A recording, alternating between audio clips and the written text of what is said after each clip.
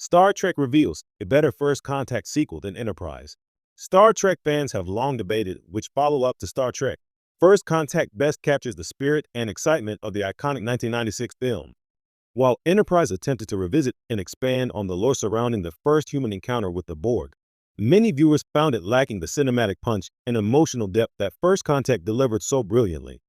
However, recent developments within the Star Trek universe have revealed a surprising new sequel, one that not only surpasses Enterprise, but also enriches the story of humanity's defining moment with the Borg in a way that feels fresh, compelling, and undeniably Star Trek.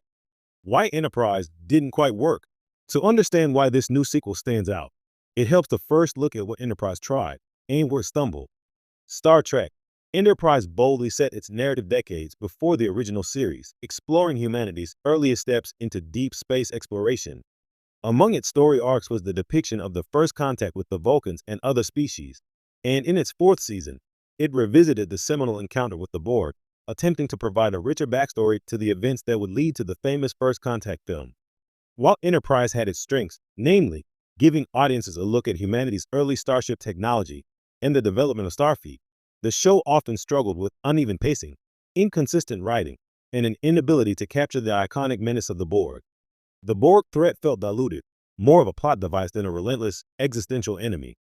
Moreover, the show's constrained TV budget and episodic nature couldn't match the cinematic stakes and special effects that First Contact boasted. Fans appreciated the attempt, but largely agreed that Enterprise's Borg storyline didn't live up to the legacy.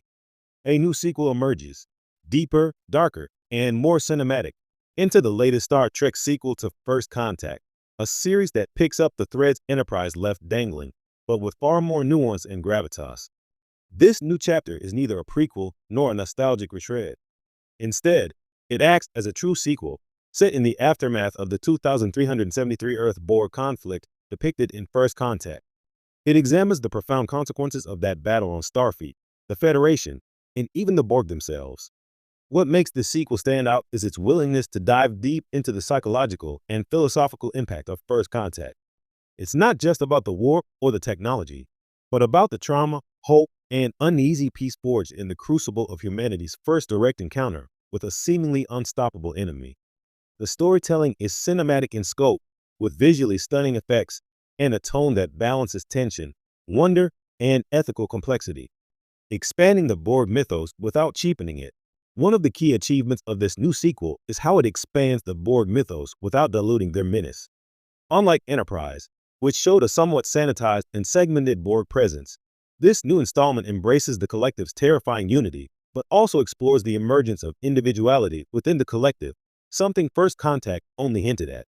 By focusing on a new Borg faction struggling with internal rebellion and identity, the series raises compelling questions about consciousness, freedom, and assimilation.